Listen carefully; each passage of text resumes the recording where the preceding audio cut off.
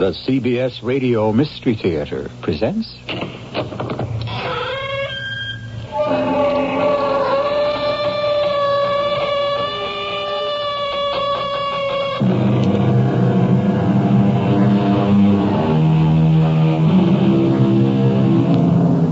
Come in. Welcome. I'm E.G. Marshall. One of the compensations, I'm told, of advanced age is becoming an eccentric. When one is young and on into middle age, eccentricities are regarded with suspicion. We are expected to conform, to be more or less like, or at least similar to others. But in old age, our eccentricities, our oddities and peculiarities are somehow transformed into traits that appear rather dear and delightful, and we can even be loved for them. It's something to look forward to. Not much, but something.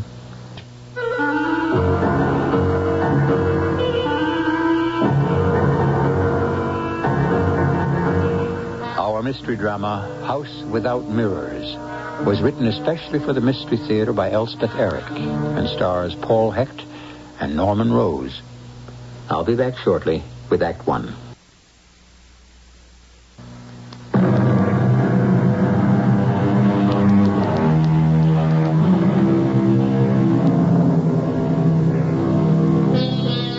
We have said before that eccentricity is tolerated, often affectionately, in the elderly. However, the story we bring you now does not concern an elderly person. It's about a man who at the start of our drama is about 35 years of age.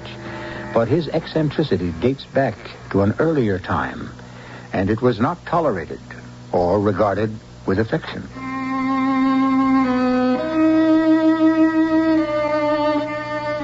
If I could have afforded a house along the riverbank, I should most certainly have lived in one.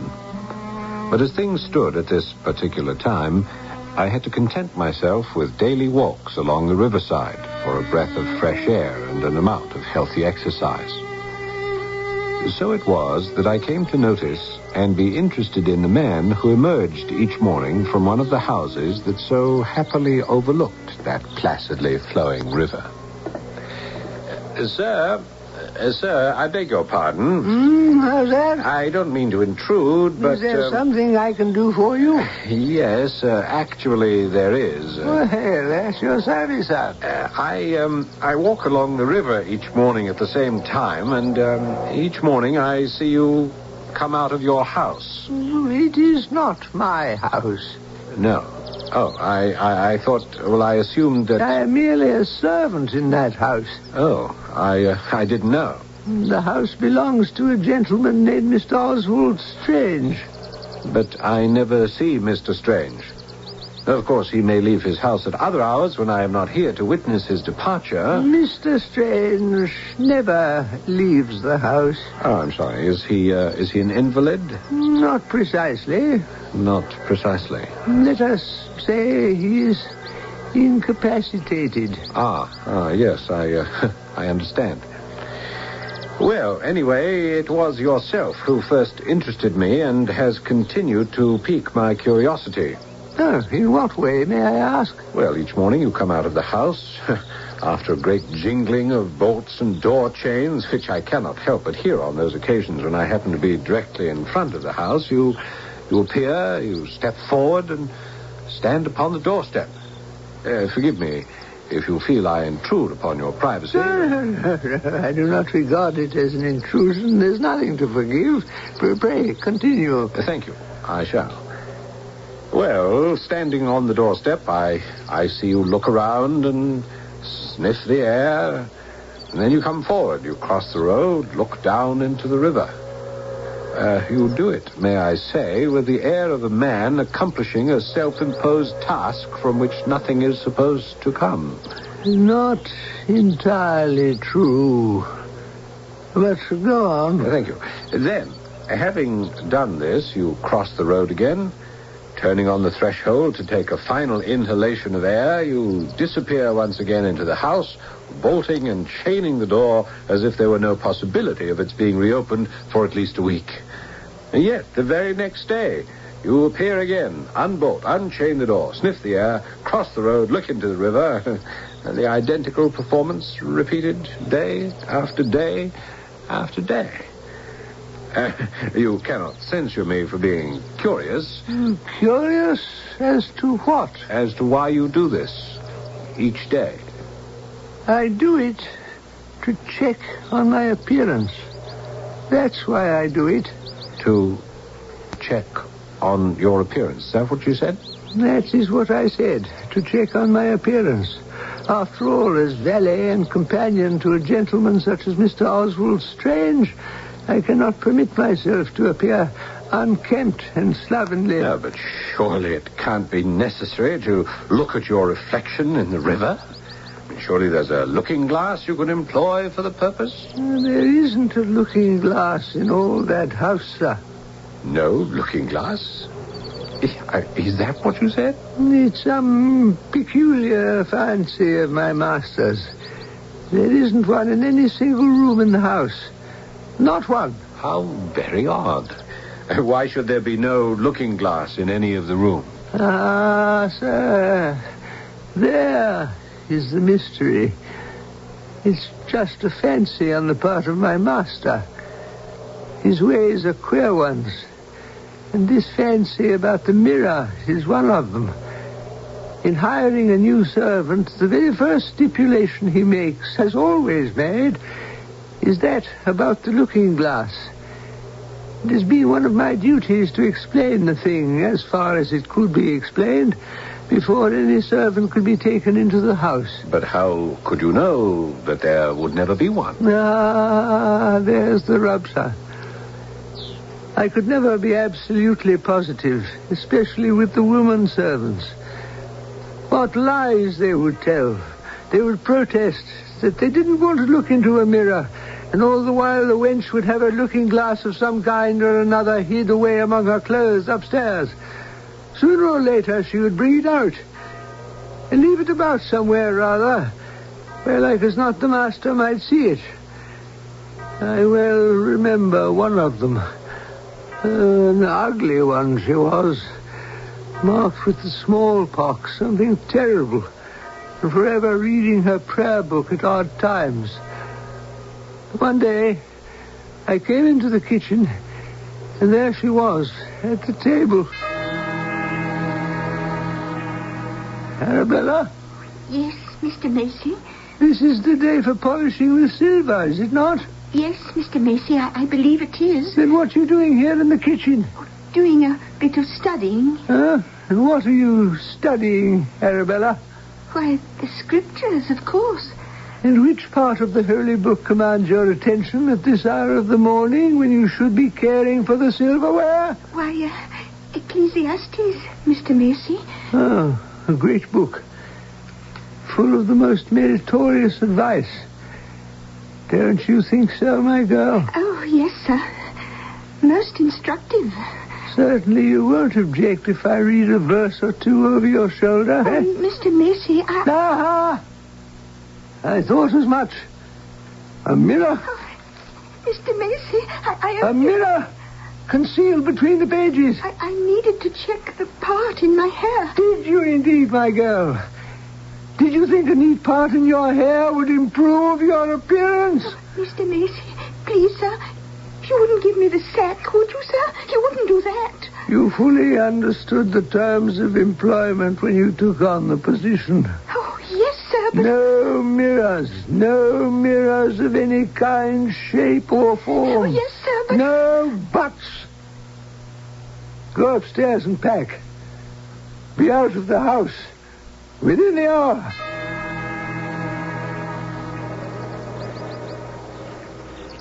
I watched the poor girl leave, carrying her poor belongings in a battered portmanteau.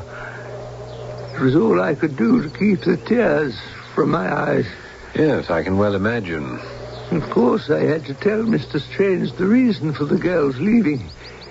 He'd taken a real liking to her. She was most efficient in her work. So I had to tell him her transgression. And how did he react to that? A look of infinite sadness came over his face. He sat for some length of time with his head in his hands, his shoulders bowed. I waited motionless until he could bring himself to speak. At last, he raised his head, rose, walked over to me. "Why must I punish others for the sin which is mine own?" he said. That is what he said, sir. Then he walked out of the room. Sin? What sin did he refer to?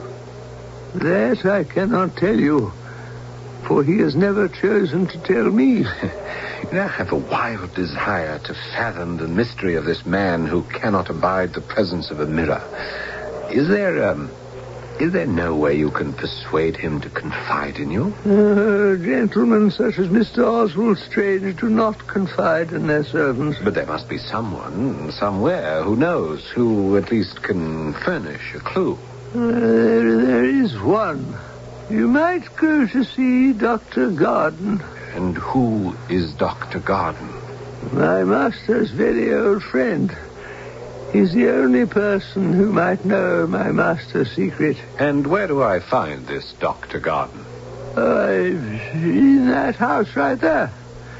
Next door to that of Mr. Strange. Yes, but how do I approach him? What is the tactful way to go about it?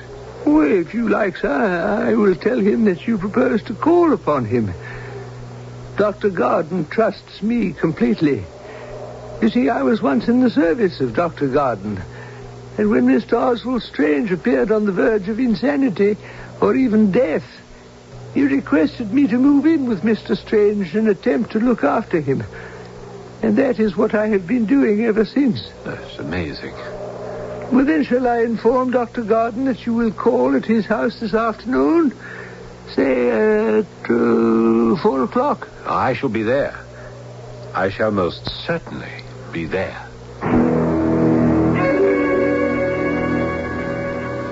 I'm very grateful to you, Dr. Garden, for permitting me to intrude upon you this way. Oh, not at all. John Macy told me of your interest in the case of my poor friend. How is his health, Doctor, as of now? I'm afraid there is no amendment or any prospect of amendment. I'm extremely sorry to hear that. Old Macy has told you, I take it, some details of his peculiar condition, has he not? He has told me something, and he says you may know all about it. All about it? No, I'm afraid I don't know all. Perhaps I shall never know. Certainly not unless one day he elects to tell me. I only know what happens when he comes into the presence of a looking glass.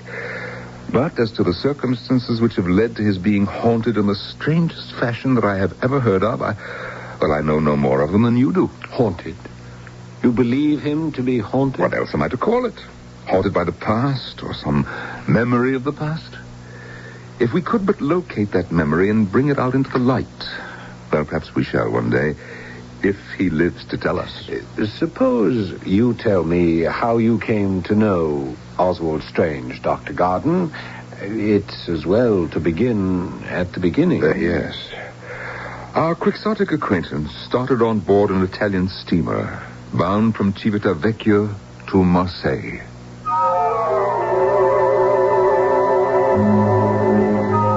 If it is true that our ghosts are but memories of the past, then all of us are, in very truth, haunted, and will be to the end of our days.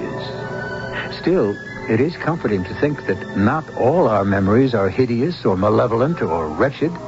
Certainly, some are tender and loving and merry. So, all our ghosts are not hideous or malevolent or wretched. Quite a few are loving and merry and tender. I'll be back with Act 2 shortly.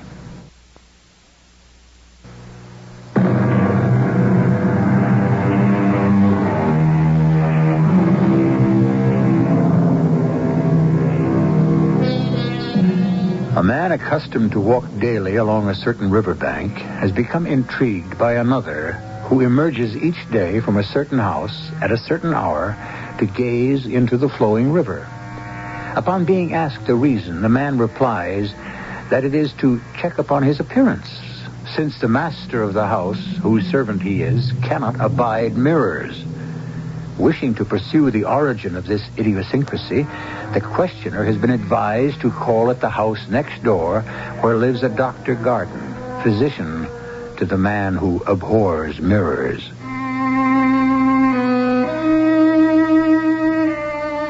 It is appropriate that I interpolate here the fact that I aspired to become a writer, a weaver of tales, perhaps one day to earn my living by such endeavors. Anything which stirred my imagination was grist to my mill, and the tantalizing bits which I had gleaned from John Macy about the man who permitted no mirrors in his house excited me enormously. So it was that I found myself in Dr. Garden's study, sitting literally on the edge of my chair, waiting for the good doctor to get on with the story of Oswald Strange. Forgive my poor manners. I neglected to ask you if you'd care for some tea. Oh, thank you, no. There's no trouble. I can ring for some. No, I'm so eager to learn what I can about your friendship with Oswald Strange that, truthfully, tea would be a distraction. Our friendship had a most inauspicious beginning, I assure you. The first morning on board the Italian steamer, after a rather uncomfortable night, I was shaving in my cabin. The door was open to improve the quality of the air. Well, sir, suddenly this stranger comes up behind me, glances for a moment into the small mirror before which I was standing, and without a word tore it from the nail and dashed it to pieces at my feet. Good Lord. At first his face was livid with passion, a passion of fear, it seemed to me, rather than anger. But it changed after a moment, and he seemed rather ashamed of what he had done. I myself was in a frightful rage. Yes, no wonder. I gave it to him in a style of language which I now regret, but which I hope was excusable at the time. Clumsy, lumbering ox. Do you know you've made me cut myself? What the devil do you think you're about? I didn't mean to. You didn't mean. You walk in here like a madman, come up behind me without a word, look without permission over my shoulder, and seize the mirror I'm using and smash it to bits. And you say you didn't mean to? It's true. It was as deliberate an act as I have ever witnessed. Don't tell me you didn't mean it. But I didn't. Impudent fool. Please, sir, let me speak. Pertinent idiot. Sir, I tender you my most abject apologies. Believe me, I'm deeply sorry for what I did. You've every right to be sorry. It was pure accident, sir. Believe me. Accident? You think I'll swallow that feeble explanation? Well, perhaps not. Call it an uncontrollable impulse, if you will. A sort of seizure which comes over me. Now, look here, I'm a doctor. Garden is my name. Dr. Garden. I'm Oswald Strange. What you said interests me. Perhaps on our voyage to Marseille we can spend some time together. Oh, I should be delighted. And take it as some indication that you have pardoned my outburst. Oh, yes, I have. Now I'll just finish shaving my face without, perforce, the benefit of a looking glass. I did not altogether lose sight of Mr. Strange on board, or even after we had completed our sea journey to Marseille. I found him a pleasant companion up to a certain point. Up to a point, you were saying, Doctor? Well, there was always a reserve about him. He was uncommunicative about his past life. Most especially, he would never allude to his travels or his residence in Italy, which, however, I thought I could discern was a long one.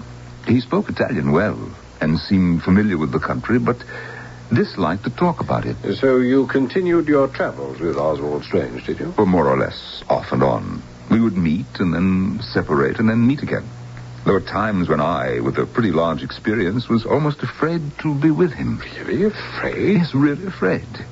His attacks were sudden and violent, and it was one most extraordinary feature connected with them all. Some horrible association of ideas took possession of him when he found himself before a certain object. May I hazard a guess, Doctor? Was that certain object a mirror? Yes, quite so. After we traveled together for some time, I dreaded the sight of a mirror hanging harmlessly against a wall or standing on a dressing table. It begins to sound as though you feared such a sight almost as much as he did. Yes, you are right. I did. One night, The worst things always happen at night, don't you think? Oh, yes, it often seems so, at any rate. Well, Strange and I arrived at a small town in the central district of Auvergne, a place but little known, out of the line of railways. The weather had been rather against us. The day had been dull and murky, the heat stifling, and the sky had threatened mischief since morning. At sundown, these threats were fulfilled. The thunderstorm, which had been all day coming up, burst over the place where we were lodged. I have never been persuaded that sudden changes of weather, which have so much effect upon animals and even on inanimate objects, can fail to have some influence on a piece of machinery so sensitive and intricate as the human frame. Do you not agree with me? I do indeed. I firmly believe that it was at least in part due to the disturbed state of the atmosphere that on this particular evening I felt nervous and depressed. And when my new friend, Strange, and I parted for the night, I felt as little disposed to go to rest as ever I did in my life. The thunder was still lingering among the mountains, seeming sometimes nearer, sometimes further off, but it never ceased altogether. Oh, I was quite unable to shake off a succession of painful ideas. His image was almost continually before me. You can understand how, with all that had gone before, it would be. Yes, I think I can. Well, there was a door between our rooms, and the partition dividing them was not very thick. Yet, I heard no sound, since I parted from him, that he was there at all. Much less that he was awake and stirring. I was in a mood, sir. A mood which made the silence terrible to me. I had foolish fancies that, he was lying there dead, or in a fit, or whatnot. And what with the thunder and all my fancies took possession of me. I could bear it no longer. I went to his door. After listening very intently, but quite in vain for any sound, I knocked pretty sharply. There was no answer. The suspense was becoming unendurable. Without further ceremony, I turned the handle of the door and went in. It was a great, bare room, so imperfectly lighted by a single candle that except when the lightning flashed, it was impossible to see into its great dark corners. But from the moment I entered that room, sir, the action of my senses and the faculties of my mind were held fast by the ghastly figure which sat motionless before a looking glass. Oswald Strange? A looking glass? Aye, sir. Oswald Strange sitting before a mirror. I cannot impress upon you how terrible it was. The weak light of the lone candle shone upon his face, lighting it from below. He was leaning forward, his hands upon the table where stood the mirror. He gazed into the glass with a terrible fixity. The sweat was on his face. His rigid features and his pale lips were horrible in that feeble light. He was completely stupefied and lost. Oswald Strange, it is I, Dr. Garden. Don't you know me? Come away from the table. Come, my friend, come sit in the chair by the bed. Now, don't be frightened. I am here to take care of you. You know that, don't you? No, of course you do. Now sit down. There. No, you are overtired and you feel the weather. Don't you think you ought to be in bed? Now, suppose you lie down and let me try my skill in mixing you a composing draught. How will that be, I'm better now.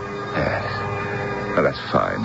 Now, let me go to my room and fetch some medicines. I'll be right back. No, don't go. In heaven's name, don't go. Don't leave me. Well, all right. If you wish me to stay. I do. Then I shall. Now, tell me what I can do for you.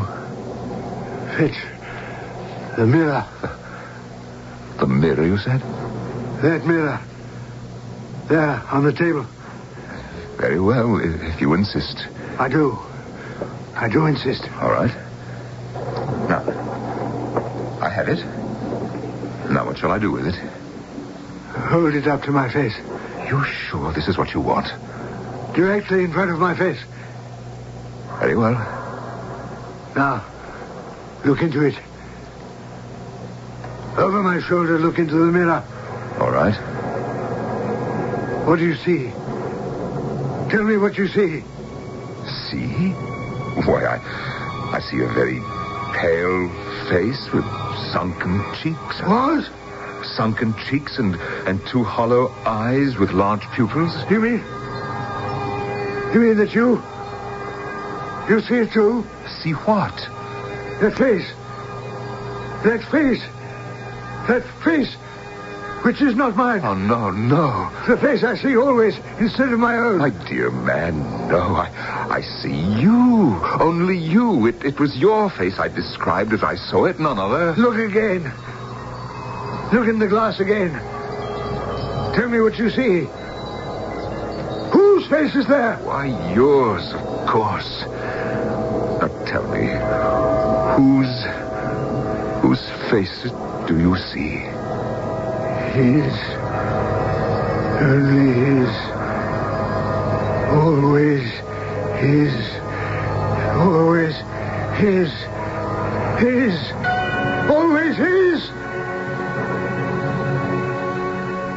And with that, he passed out. Poor man. Yes, you may well say so. But I knew what to do now. Here was something I could understand. I had with me my usual small stock of medicines, and I did what was necessary. He was very ill, at death's door for some days, and I could not leave him, though there was urgent need for me to be back in London. Now, when he began to mend, I sent to England for my servant, John Macy. Ah, yes, whom I met. I knew I could trust Macy to the utmost.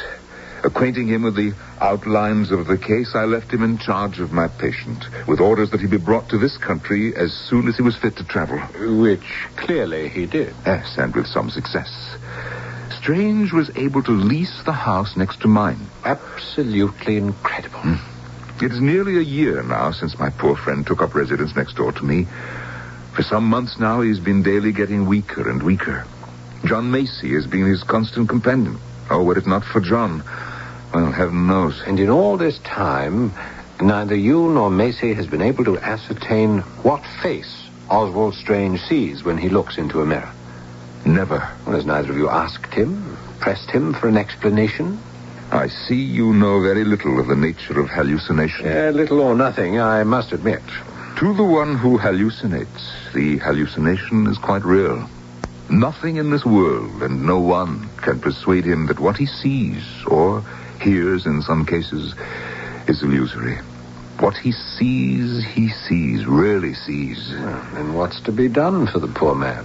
Very little, I'm afraid, except to wait, to watch him, to make him as comfortable as possible, keep him from getting too excited, ensure him what peace of mind we can, and hope against hope that the hallucination will disappear. Yes, but will it, do you think? I do not know. I cannot tell. It is beyond me. Dr. Gordon! Doctor! That sounds like Macy. Come in, Macy. Dr. Gordon, you had best come to Mr. Strange. He needs you badly, sir. Is he worse? I think, sir, that he is dying.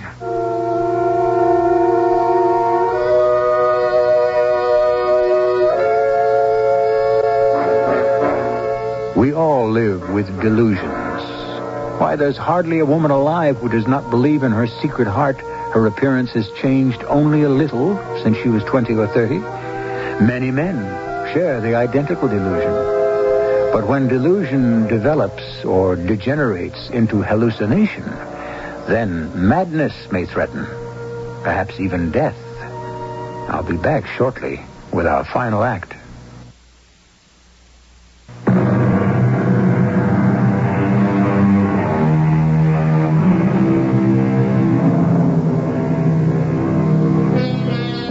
Dr. Garden has been relating to his visitor the story of his erratic friendship with Oswald Strange, the man who cannot endure mirrors. As the curtain fell on our second act, John Macy, entrusted by the doctor with the day-to-day care of his peculiar patient, has suddenly appeared and urged the doctor to come immediately to the bedside of Oswald Strange, who, says Macy, may be dying.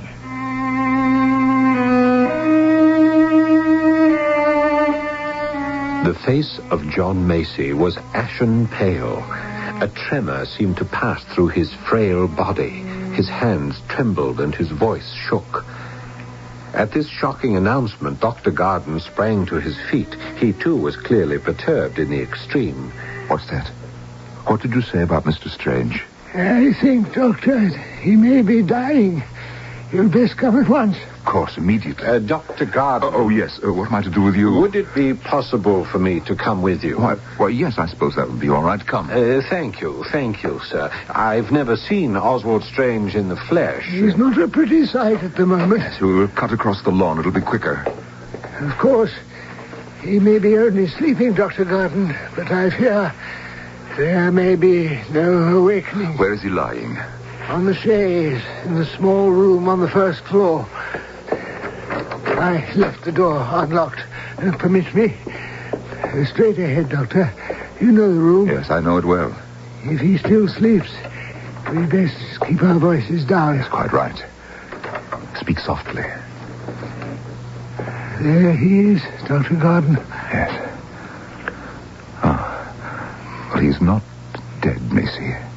Oh, thank heaven for that. He's opening his eyes. Oswald, it is Dr. Garden.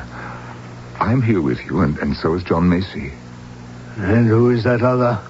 Do you wish him to leave? He knows something of your sufferings and is interested. But he will go away if that's what you want. Let him stay. Very well. Is there anything you want? Anything we can get you? Yes. I want a mirror. A mirror? Are you quite sure you want a mirror? I'm sure. Or do you think it wise? You're in a weakened state. I'm dying. Will you not grant me my final request? Macy, fetch a mirror for Mr. Strange. Yes, but there's no mirror in the house, sir. Well, then fetch one from my house. Yes, sir. Now, Macy has gone to get you a mirror. Ah, good. Prop me up, will you? I speak with difficulty, and I have something to say. We are listening. I loved my wife dearly. Her name was Lucy. She was English. But after we were married, we lived a long time in Italy. She liked the country, and I liked whatever she liked. She liked to sketch, too. Had ambitions to be a painter one day. So I got her a teacher. He was an Italian. I shall not give his name. We called him the Master. Yes, the Master.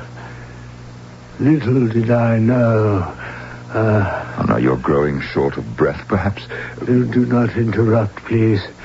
I must finish. Very well. My wife, my Lucy, had a maid. Had it not been for her, I might never have found out what I did find out. And what was that? I'll tell you. Then I can rest. One day, I sent for this maid of my wife's. You wish to speak to me, Mr. Strange? Oh, yes. Is the master in the house at the moment, do you know? Oh, yes, sir. He's in his room. Would you ask him to come down here for a short while? Tell him I'd like to discuss my wife's progress. Oh, he's sure to know all about that. Huh? How's that? What did you say? Nothing, sir. I'm not sure he would wish to be disturbed at the moment, sir. And why not? He's writing a letter. Is there any reason why he cannot break off writing a letter to speak with his employer? Is it a letter of such vast importance? It's a letter to your wife, Mr. Strange. A letter to my wife? But he sees my wife each day. Why would he be writing her a letter? It's a love letter, sir. A love letter? Is that what you said? That is what I said. You're a vile, insidious woman. No, sir. A scandalmonger, a troublemaker. What I know, Mr. Strange. And I know more than I have told. You have told enough. Get out of this room. And out of my employ. I know what I know.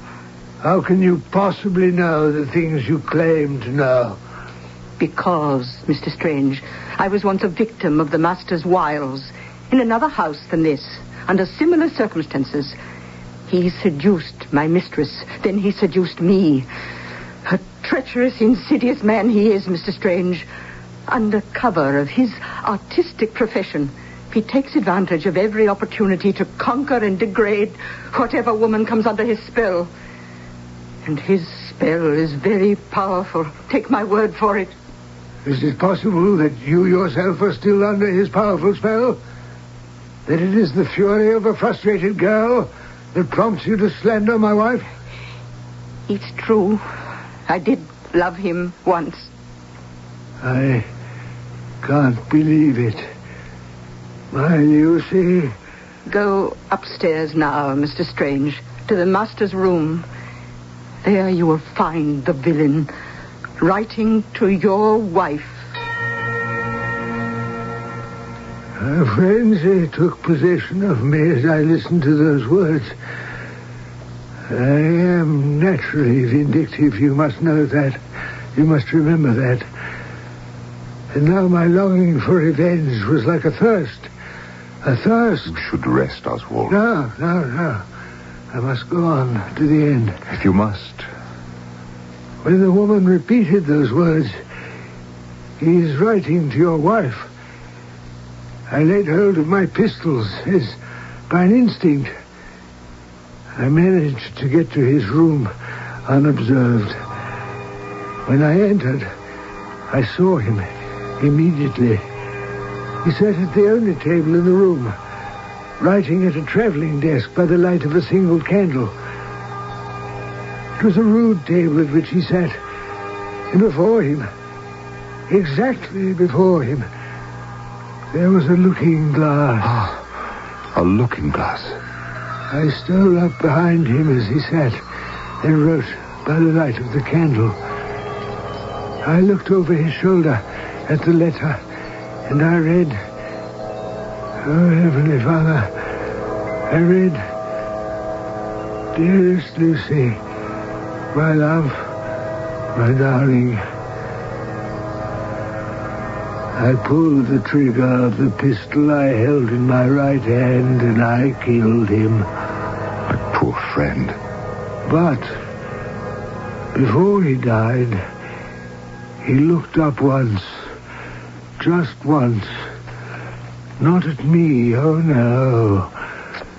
Not at me directly, but at my image before him in the mirror. Oh, my friend. His face, such a face, full of horror and shock. His face has appeared in every mirror ever since that moment. And my face is gone. Strange. Oswald. He's No, he's not dead. Simply exhausted. He's so still. Hand me my bag.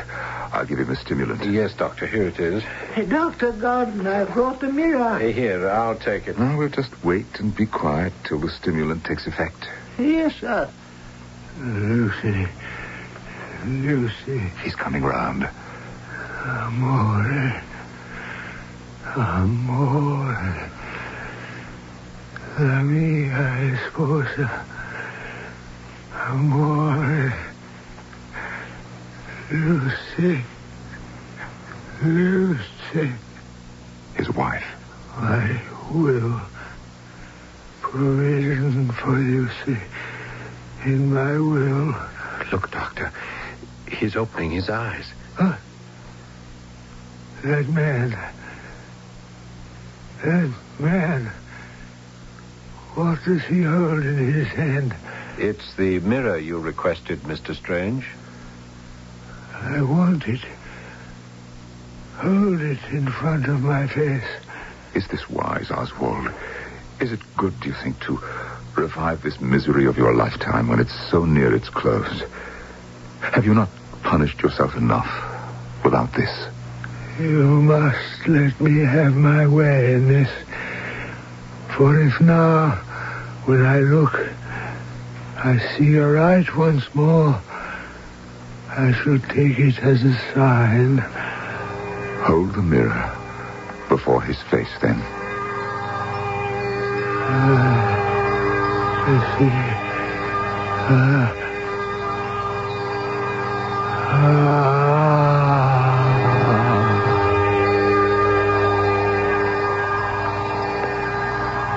As I held the mirror up to the dying man, as he looked intently into it, the three of us who stood by his bedside saw a look of purest rapture spread over his face, and his frail body relaxed. It left no doubt that the face, which had haunted him for so long, had, in his last hour, disappeared. And the face he saw in the mirror was his own.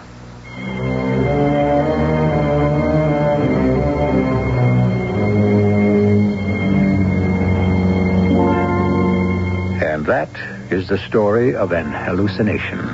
That an hallucination is self-induced makes no difference whatsoever. As is the case with all psychosomatic ailments, the pain is very real to the sufferer. For the sufferer, it truly exists. To the sufferer, as in the case of Oswald Strange, it can bring death. I'll be back shortly.